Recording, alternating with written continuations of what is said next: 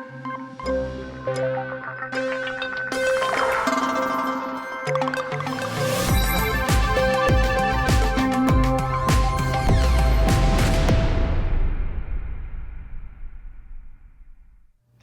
right. Hi, everybody.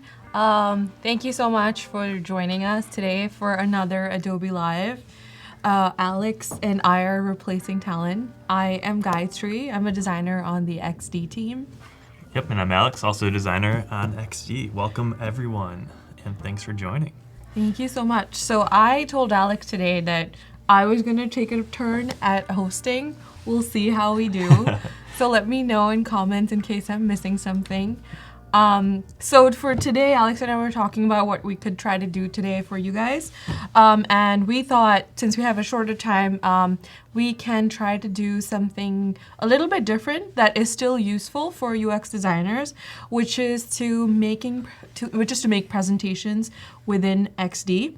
A lot of the times we make beautiful prototypes and designs, but then at the end of it all, we always have to go and show it to our to clients, to stakeholders, and at that time you kind of need to set a little bit of context before you dive into all your prototypes.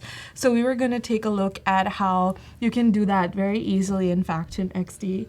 And a lot of other design tools, you end up having to export the files. I know I've done it in the past where I kind of string together a presentation either in Keynote or something and then have a link out to the prototype, and that always gets people confused. Oh, yeah. Now you have to manage two different things at that point too. You have your file with your designs, then you have like your presentation. Exactly, and then you have to remember to like update your prototype as well, and especially if you're exporting images of each of your slides. Whereas in XD, you could simultaneously be doing both. Do you want to get us started, Alex? Yeah. So I think that presentations are one of the most powerful things you can do in XD, like you were saying. Everyone does it.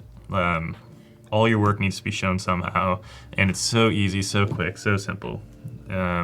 It was actually one of the things that I didn't realize when I first started working in the XD team. I did like one of my first projects, and I was like, okay, so where do I present this? And they're like, what do you mean? Just put it in a slide in XD. And I was just like, oh, right. And now when I was seeing sample files, I was just like, this is so powerful, guys. Why don't we talk about this more often? It's the best. It's seriously the thing I use probably the most in XD is just using it as a setup to present my work.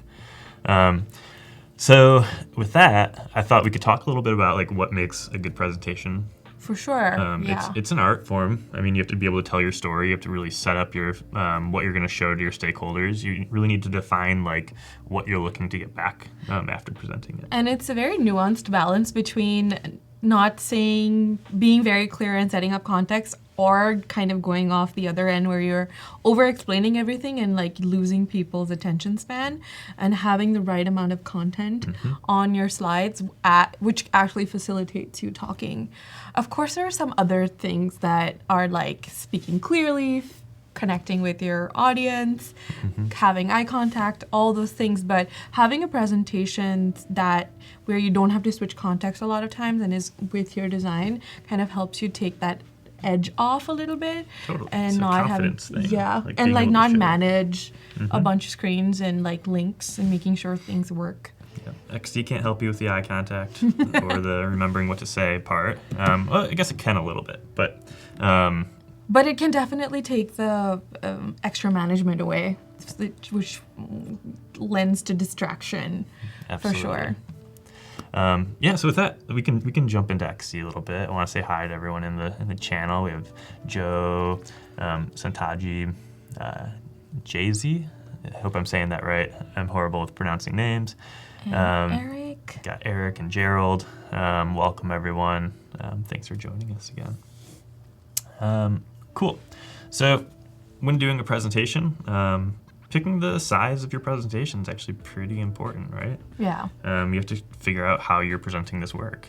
My personal favorite is to go with like a standard screen size, because I find that when we're in a conference room, we tend to be putting these up on TV screens, and picking a format that fits that format or that size perfectly is pretty important.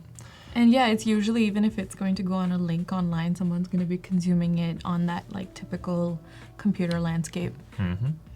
So with that, I'll start off with a custom XD file, and then I'll go over to my artboard tool. And then from here, I'm gonna actually go and pick this 1920 by 1080. It's a pretty standard size. And this is sort of how we'll base our entire template off of it. So we're just gonna kind of start with like a rough outline of this to start things off. So what we're gonna say is like, this is our title slide, right? So what that means is this is what's gonna really kick us off. This is what's like, okay, this is what we're about to talk about. A really important part of presenting things is the audience should know what to expect next. You don't want to surprise the audience, so having them kind of even know what the next slide is going to be before we get to it is a really like useful thing for the audience member to keep track of stuff. So title slide's very important, and then oftentimes there's like a smaller subtitle, Exactly. which kind of sets a little bit more context on like what is the maybe either what is the broader scope or more, or flip side, or like more specifically what flows or something Exactly. presentation might cover. a title can't always say it all, so you need a little bit more context underneath. What's the maybe I can download a plugin on the fly here. What's the like lorem ipsum plugin called? Good question. It is called lorem ipsum. Is it called that? So let's It's do that. literally 'cause I called think lorem ipsum. That'll be pretty useful for this. Yeah. Or there's, I believe, also another one called place text, but lorem ipsum is the one that I've also used in the past. Also, along with while you guys are like making these designs and things, I think from a design perspective, sometimes what is cool is also to be able to, like when you're making a presentation within the app that you're making your prototypes in, is to have control over what the background and things of your presentations will be, because sometimes when you just throw a prototype on a web browser or something, there are backgrounds like grays and blacks that can sometimes interfere with your actual prototype on the screen. So this is a great way to kind of control what the background and what the branding of your presentation will be, which is again, like to Alex's point earlier about what makes a good presentation. I think as a designer, people expect that you will have thought about all the of the look and feel, and this is a good way to be able to control it and extend your branding system that you've used in your actual prototype. 100%. Actually, what I'm going to do real quick is change this background color to something, maybe not something that we're going to use for sure, but what I want to do is actually take It's like a wireframe for a... it's totally that. It's a wireframe for a presentation, which is usually what you want to do too. You don't want to get hung up on trying to over-design your slides. Just figure out a flow first. Exactly. It's like a storyboard situation. And one of the reasons I changed the color is so I can add it to the colors panel. That way, oops, I only want to add this one color here.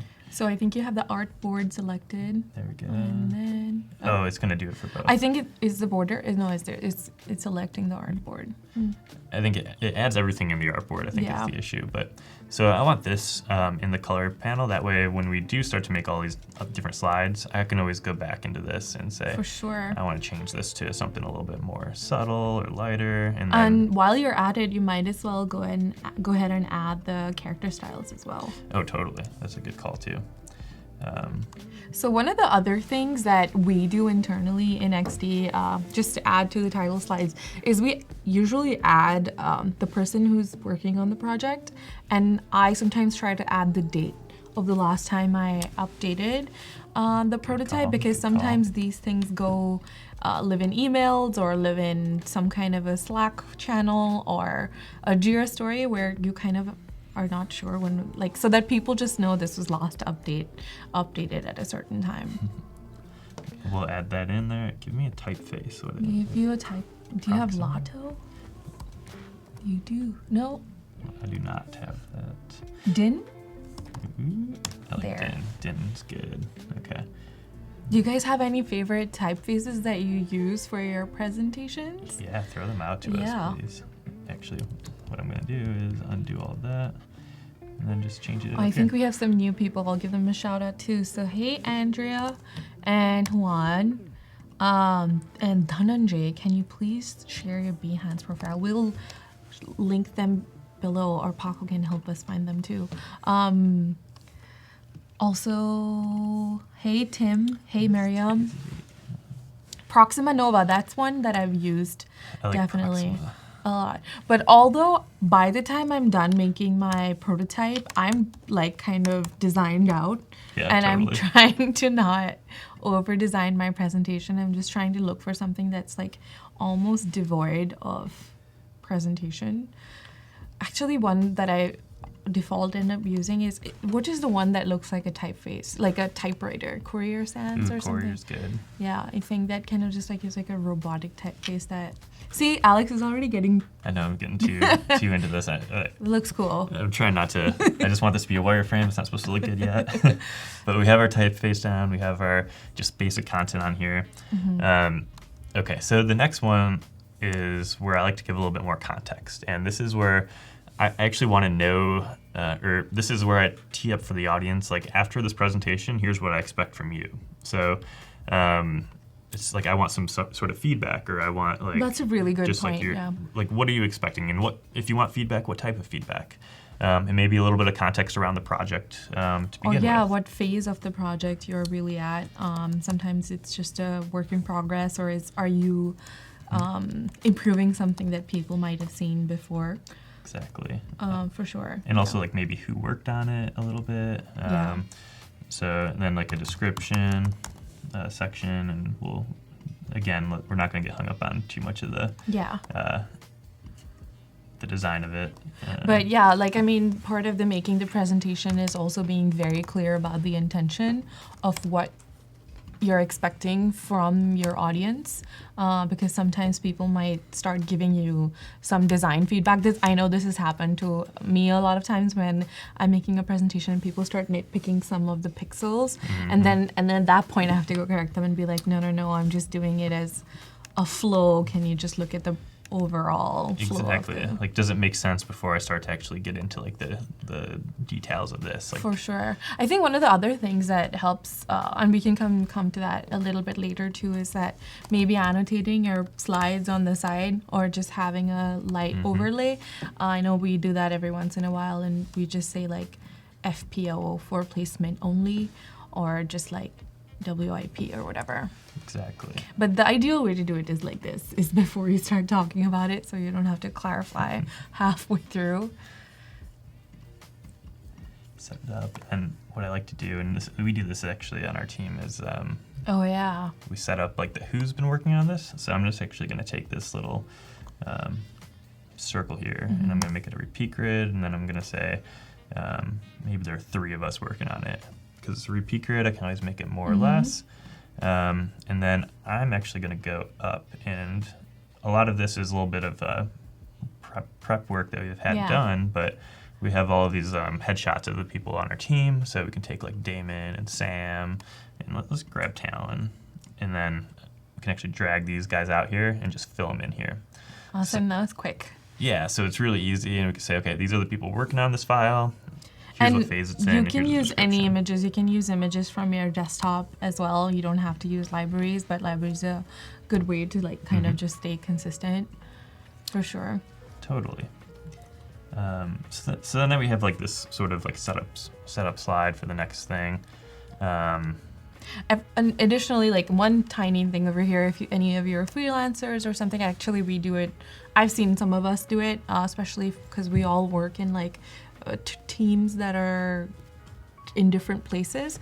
Sometimes you might not know who the exact person is from the picture. We put in our Slack names or emails just in case this presentation gets passed around to people.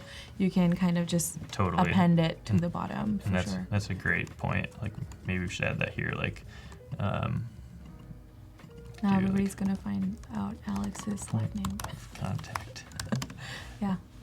Sort of description, and then we'll figure out what that looks like. Yeah, later. for sure. Yeah, that's just like a top tip, I guess, if you guys are like sharing, this presentation is going to be shared across people. Because there have been times where people are kind of like, who made this? I have the picture, but I don't know who to contact. So Exactly. That's a good call out. especially for engineers too, to be able to just reach out to the designer and be like, hey, I need this particular asset. All right, so what's next? After you've set up the title, you've talked about your first phase and the second phase. Maybe, what are you thinking about this one? I think actually putting in some content slides is going to be pretty important too. So I want to be able to share my work, and one of the things we can do is we can import assets from other documents. Yeah. So if I hit this plus button up here, it'll actually launch my my cloud files, and I have this document over here that just has a bunch of Chrome faces. I actually think I took it from one of the plugins, and what you can see is it populates over here just a bunch of different little Chrome. So if I'm working on an iPhone, I can just drag this guy out here. And the real nice thing about this is I'm glad that you set it up as a linked asset document, because when I've ever tried to do this, start going to Google and like hunting for the right angle. Exactly. All that type of stuff. This is quick and easy. I have a bunch of just like ones I know I work with a lot. So maybe I have a computer or website going on, or an iPhone app.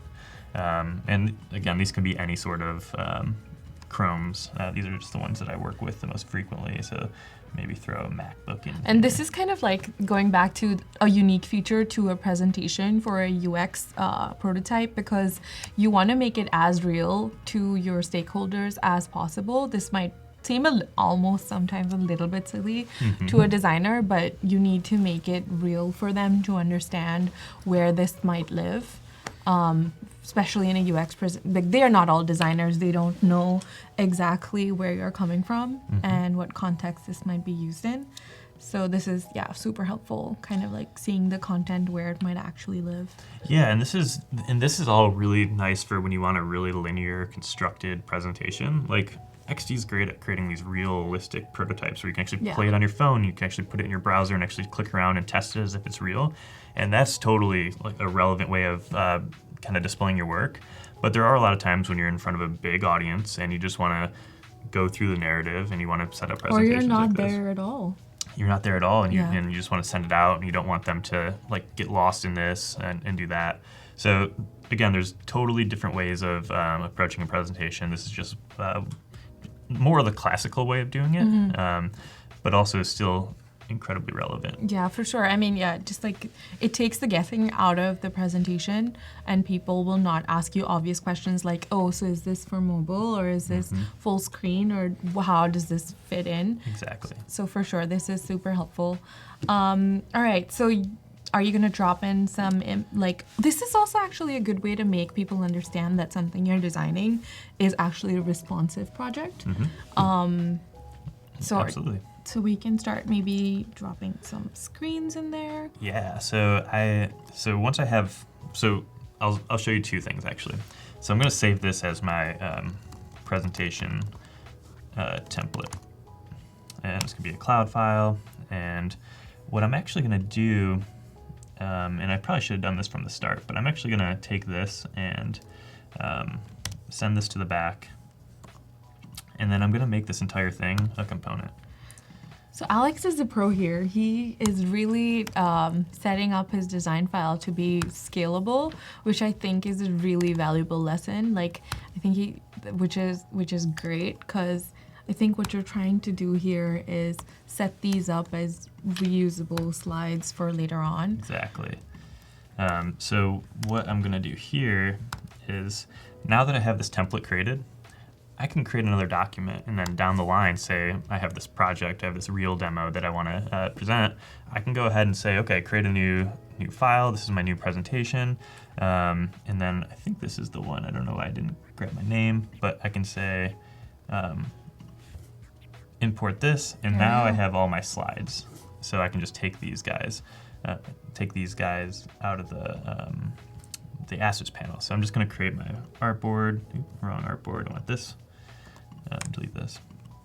And then I'm going to, again, these are all reusable. So now I just can grab my setup file. This is also really valuable for you guys if you guys are working with a semi-large or larger team. You can be very consistent with your rest of your teammates. if one of you makes it, especially to outsiders who are, gives you a cohesive kind of view of you guys working as a team and as a company. And you can easily make it available. You can share this document out with people. So this is going to be my real presentation, right? Okay. So I'm not touching the original document, but if I do go back to my original document over here and say this spacing's a little strange, like I want this to kind of be up here and then these guys to kind of space out a little bit, let's say. I hit save, and then when I go back to the other file, after it saves out, you'll notice that there's an update over here. So now I can hover over and you can see the difference in the changes, and now I can have everything sync up properly. So now my templates are all in sync. They're all just ready to go and ready to reuse, and it's super easy. And you'll see how this actually works with the artwork. So if I go over to file, if I go add this to my real presentation, I can go find my real document, add these in, and then you can see I have all these screens over here. So if I want to say, let's start with something like this. I can drop this guy here and then kind of set this up right on top. And then I have my screen starting to go. It's super easy, super quick. This is really cool because you're working slightly differently than I would have imagined, but this is actually a little bit better because it creates a level of separation between your actual prototype and your file that you're making a presentation in, because you can actually end up sharing the presentation with your product managers or multiple other stakeholders on your team who might want to kind of fix the flow of the presentation and things, but you have still the ultimate control over your actual prototype. Yep. The artwork is in my domain then. They can copy edit, they can like update captions on these slides if they want to. But the artwork lives in my other file. Right. And I can always just make changes there and then push them over here. And we'll kind of get into that in a second too. Yeah. So once I just duplicated this a few times. Now I can actually just drop these right on here, and then I just have my artwork set up across all of these and guys. you can continue then working on your design file as someone else is like working on the presentation, and you guys are not bound by like having to work in the same document. That's cool. Yeah. So there's two things up front I already want to try, right? I want to say, okay, these slides are great, but to your point, I want some caption on these. So I'm actually going to go back to my design template. I'm going to copy, I think, grab these two, add these guys in here, and then do a little, my resize didn't work that way. Kind of do a little description thing. Maybe it's off to this side. And let's make this a little bit smaller. That's not smaller. Something like this.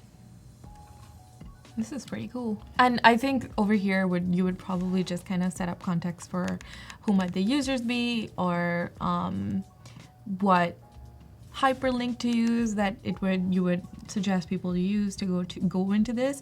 One of the things that I was thinking about, and I don't know if that's the next step you might want to do, Alex, but sometimes what you can also do is use any of these slides to go into those specific prototypes. Oh, yeah. And they act as kind of your index to go into that specific prototype. No, that's a super good point. One of these setup slides could be just like sections, like an index for all the different sections of your prototype too. Right. If you're more interested in seeing the mobile prototype, that just links you to the mobile screens, and that's one flow, and then the next one just links you to the web browser screens, and that's one other flow. For sure. All right. We have more people who joined us today. JC, hi. Thanks, Chris, for the encouragement. Eric. So what's really cool too is this is pretty much good to go. If I hit play, and then I could just... Oh yeah, that's the other part about this, is where you don't have to really wire anything. This works like a traditional presentation. If you wanted to get fancy with it, you have the opportunity to do it with prototyping. No, so like for example, this was just a quick just right arrow key, go through its slide, pretty basic stuff. But what you could start to do is get a little fancy where I can maybe say, I want to have this sort of like slide in. So I'm going to wire up this artboard here on a time transition. And then I'm going to do an auto animate. And you thought you could only use auto animate for prototypes. Auto animate for presentations. So we'll do that, and then actually I want this to maybe fade into, so I'm just going to make this invisible. And then what we're going to say is on tap, go here, and then this should work. I don't know if I've set tap on there. Yeah, I did. Okay, cool. So if it tap, it's going to go there and then just slide right in. That's a cool presentation. So now you can create these like really fun animations with sort of like you would get in other presentation tools, where you can kind of start to like just have these things all fly in, but you're doing it in the tool that you're designing things with. So it's way easier, way quicker. Yeah, you don't have a ton of different apps running and taking up all this like mental cognition to like switch between them and like having to switch between different ways tools work. You can easily just work within one tool and get all the work that you need done. So let's get fancy. I was gonna say I was gonna have everything just slide up, but trying to think of the best use of auto animate in this situation. I guess you could just do what we were doing. And just I guess another thing to talk to over here is that even if you had these things as slides, you could still use the prototyping actions, like scrolling and things within the mobile screen, and like create hotspots such that people could still use the actual prototype within that mobile iframe, which makes it so much more realistic, for sure. So that was a quick kind of like cheat sheet for you guys to be able to create presentations within XD. Any other things that we should be covering, Alex? I think we can maybe sum up what we were just talking about. So once you actually have these things created, so what we used was a library that had all our headshots in it, something that we're going to keep reusing. It's really easily accessible and it's very central. So having that set is always good. Having a presentation file. So now I have a file that I can just keep reusing and re-importing into my assets panel, so I can just quickly pump them out. And if I want to make a change on the source presentation file, it'll cascade to all my other presentations. So when I go open those up, I just have to update all, and then they're going to get all the fixes. So all my presentations are going to look consistent. They're going to look the same. That's really important in an organization, is that all the presentations coming out of it are just, they look the same, they're consistent, they're on brand.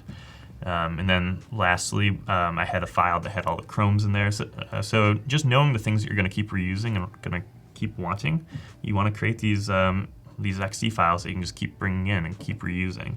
As like to Alex's point, I can almost imagine you as a designer setting up the first few slides, just like Alex did, and handing over that file now to your PM, and just on you having had linked your design slides into them. All you really need to do is continue working on your actual designs, and this is already set up for whoever wants to kind of start working on the actual presentation without you having to export the screens again and again and like making a zip folder and sharing those slides with them. Yeah. All right, so keeps it easy, keeps it simple. Yeah, for sure. And it's a great handoff. I'm sure if you guys go on to YouTube, I'm pretty sure there are like some more in-depth tutorials, definitely by Damien Barboa, that I saw online. If you guys search for Adobe XD presentation, I think you'll definitely find a couple of more useful tips on YouTube. Absolutely. I think that does it for us. So happy Friday, everyone, and thanks for joining us, and enjoy the weekend. Thank you so much, guys.